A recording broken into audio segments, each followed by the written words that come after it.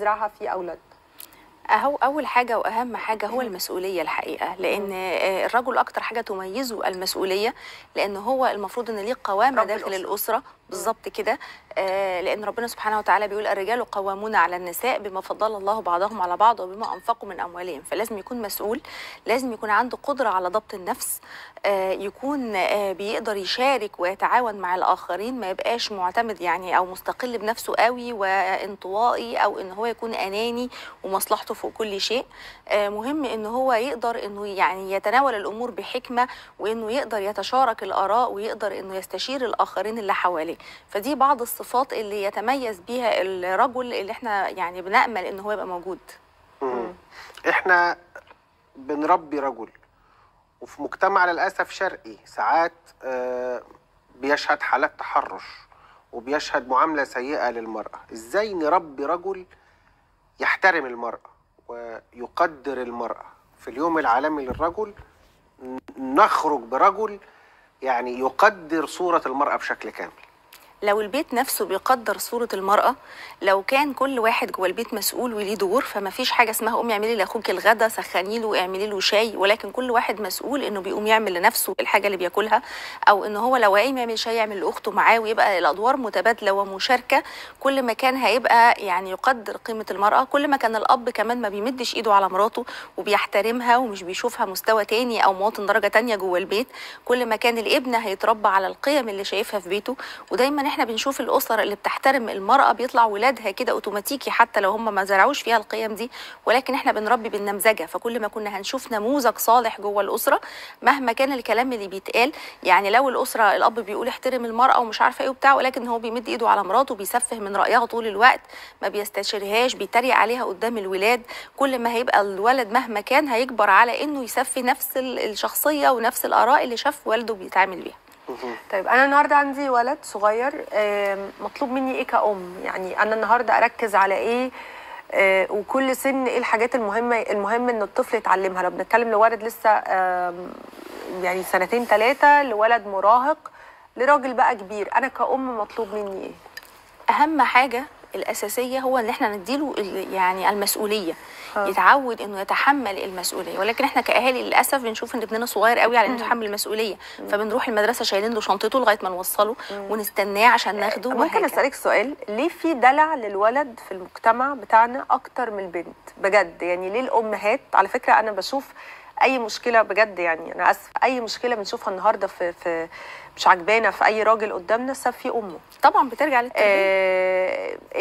الامهات بتدلع الولاد، يعني بنشوف ده كتير قوي. واحنا كبنات على فكره لما تيجي تسالي كده اي بنت عندها اتربت مع ولاد، تحسي ان البنت كانت بتتعامل مش بنفس الدلع، فاهمه قصدي؟ فايه السبب؟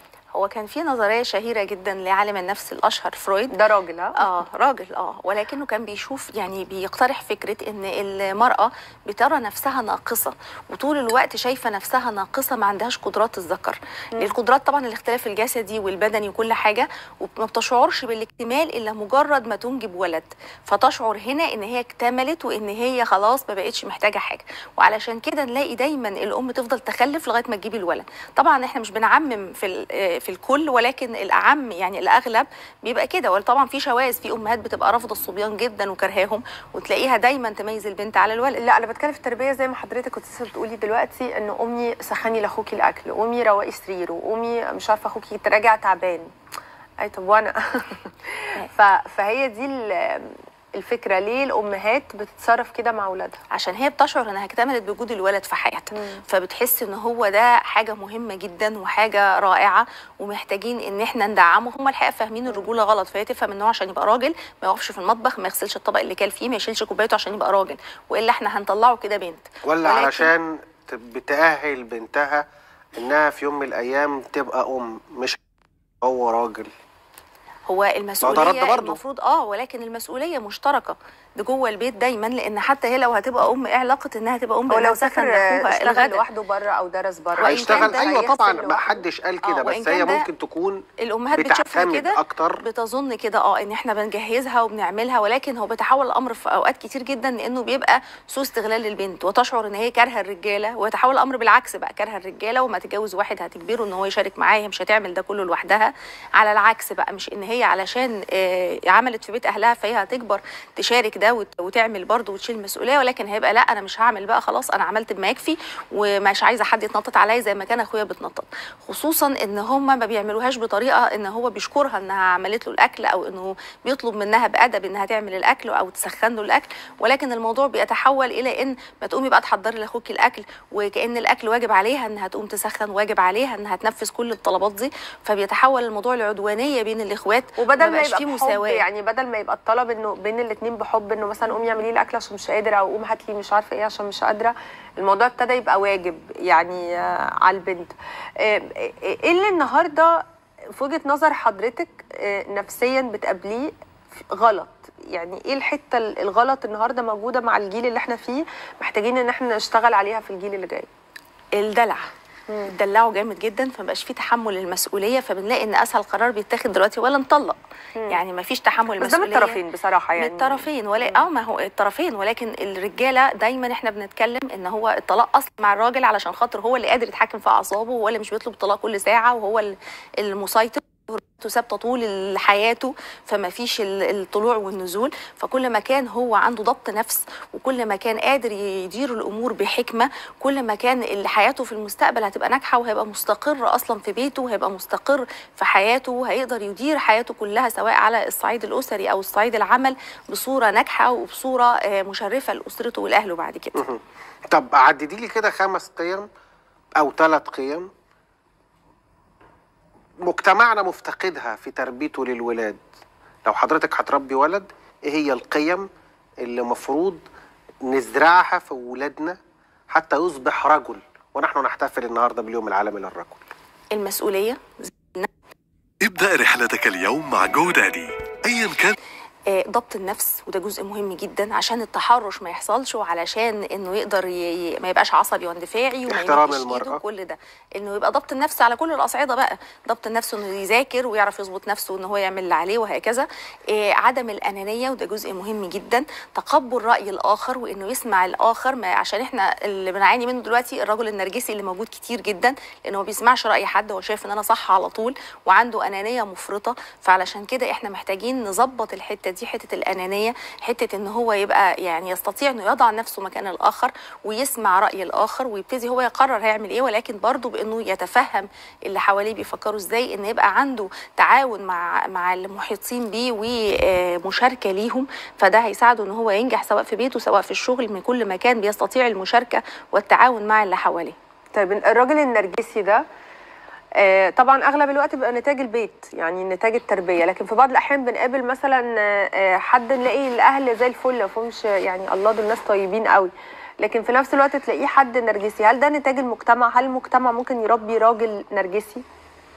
هو المجتمع الحقيقه مش بيربي قوي، ولكن الجزء الاساسي في التربيه هو بتبقى الاسره، لان الاسره هي اللي بتعمل صوره الذات، وازاي شايف نفسه، وازاي اتعلم يحط نفسه مكان الاخر او لا، من هو صغير قوي، من اول 5 سنين او 6 سنين في حياه الطفل. فالقيم غالبا بيكتسبها الاول من اسرته، ثم يخرج يطبقها المجتمع، والمجتمع يا يعزز القيم دي يا ينافيها ويعترضها. فكل ما كانت صورته مهزوزه عن نفسه، كل ما كان شايف ان هو يعني رايه مهمش، ساعات بياخد بقى الناحيه الثانيه، فيبقى لا انا رايي صح ومش هسمع لحد، وانا بفكر كويس، لان غالبا اشخاص نرجسيين هم ذاتهم الداخليه هشه جدا. فتره ممكن نلاقي فيها مشاكل ايه؟ تنشئه ولا المراهقه ولا الشباب ولا المراهقة؟ طبعا أكتر فترة عشان التغيرات الهرمونية والتغيرات الفسيولوجية اللي بتحصل في المراهقين، وفكرة إن أنا هو بينتمي في الفترة دي أكتر لأصحابه، فمبقاش بيسمع للبيت زي زمان، وما بيسمعش للمدرسين ولا للكبار اللي حواليه، هو شايف إنه مستقل قادر ياخد قراراته، وخلاص رجليه شالته طول، بقى طول والده أو والدته يمكن أطول كمان، فخلاص محدش ليه حكم عليه. فهي الفترة دي الأكثر توتر في حدوث الاضطرابات النفسية، والأكثر توتر في حدوث بقى السلوكيات المضطربة زي تعاطي تعاطي المواد المخدره، زي نتيجه الاندفاعيه اللي في المرحله دي، ادمان العاب الموبايل، ادمان التكنولوجيا، اهمال الدراسه. الفتره دي فتره فارقه في حياه شباب كتير جدا للاسف. لكن مهم ان انا اعلم ابني المسؤوليه من سن صغير قوي، عشان لما يكبر يعني لو انا ما عملتش ده من صغره زي ما بيقولوا كده هشيل انا الطين، يعني انا اللي هيجي عليا الكلام ده. بالظبط. كل ما علمناه المسؤوليه وهو صغير، وحتى مش مجرد بس المسؤوليه انه يشاركنا او انه هو يعني يبقى مسؤول عن نفسه،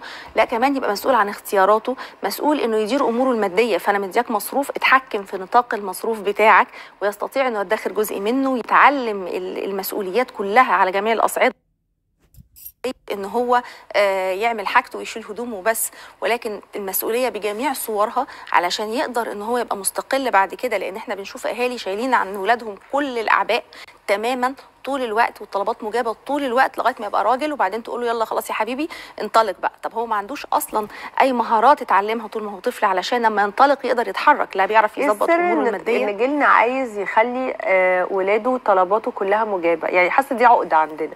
بالظبط، هي عقده فعلا عند جيل الثمانينات، علشان خاطر الاهالي زمان كان كله تقريبا مستوى واحد، وكله نفس السندوتشات، وكله نفس الحياه، وهم قناتين ثلاثه وكل حاجه. فكان الاهالي حاسين، وبعدين مره واحده حصل الانفتاح بقى بتاع القنوات الفضائيه والحاجات الكتير والاعلانات التجاريه والسلع الاستهلاكيه، فتحول الناس لان احنا ايه ده واحنا اتحرمنا. طب احنا بقى محتاجين الحرمان اللي احنا شعرنا بيه نعوضه في اولادنا، فمش عايزينهم يحسوا انهم محرومين، فندخل اغلى مدارس وندفع مصاريف عاليه حتى لو اكتر من ميزانيه الاسره. ما بيشيلوش ولادهم خالص في الاعباء الماديه بتاعه الاسره. يعني لو حصل اي ظروف ماديه ضاغطه الولاد ما بتوصل لهمش الموضوع ده، هم يضغطوا هم لوحدهم وما يوصلوش للولاد. مش منطقي ومش صحي، لان المفروض الولاد يبقوا عايشين على ارض الواقع، لان هو ده نفس الواقع اللي هم مكملين فيه. مش نستنى لما يكبروا بقى وبعدين نفاجئهم يلا، لا احنا محتاجين من الاول يبقوا عايشين معانا وشايفين ان في ازمه كذا فهنتنازل عن الرفاهيه الفلانيه سوا، ويبقى الكل مرتضي الامر ده، ونشارك مع بعض في ان احنا نحافظ على الاسره دي.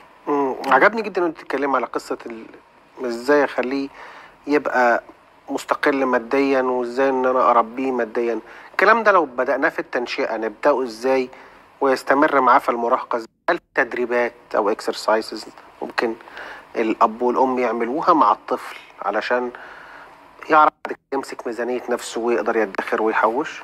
المدرسة بتعلم في أولى ابتدائي وتانية ابتدائي، في المناهج دلوقتي موجود العملات، يعني ايه 5 جنيه ويعني ايه 10 جنيه، شكل العملة وقيمة العملة.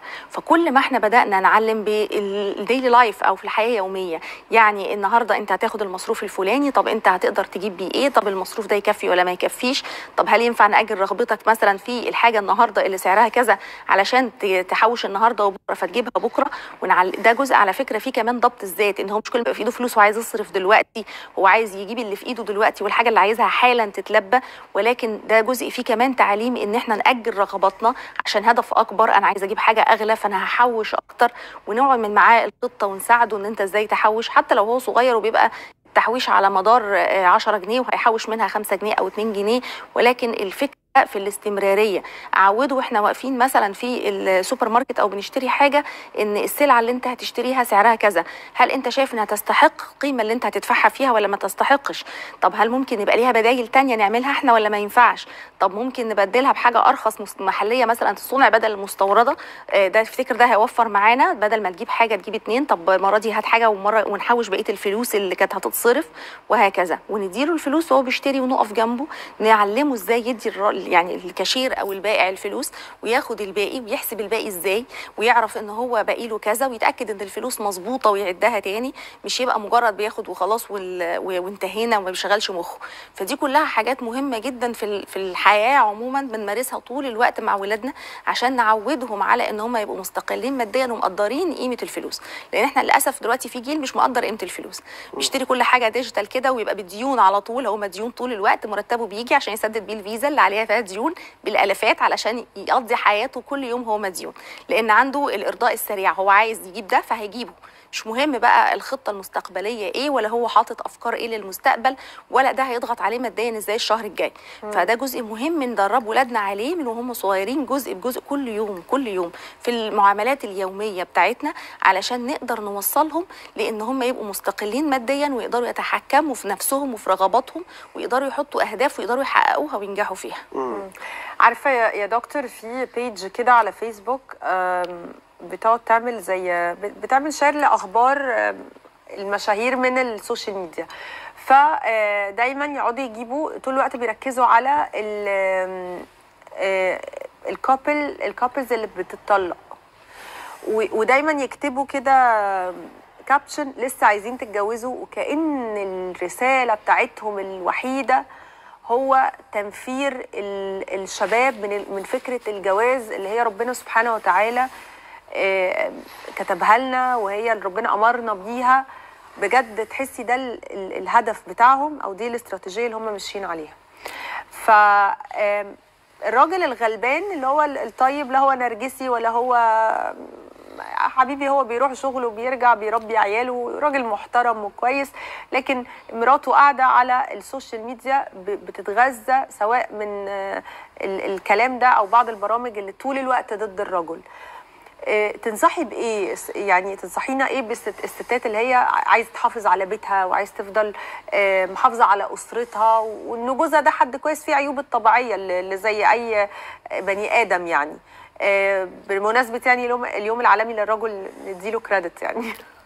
مهم اول حاجه ناخد بالنا فعلا ان في اتجاهات كده لان احنا ندمر المجتمع، لان هو الاسره اصلا ونواه المجتمع هي الاسره. فكل ما كان مش هيبقى فيه اسره، كل مش هيبقى فيه مجتمع، لا هيبقى فيه نشء جديد طالع ولا هيبقى فيه مجتمع اصلا. وكل ما كان الولاد دول طالعين من غير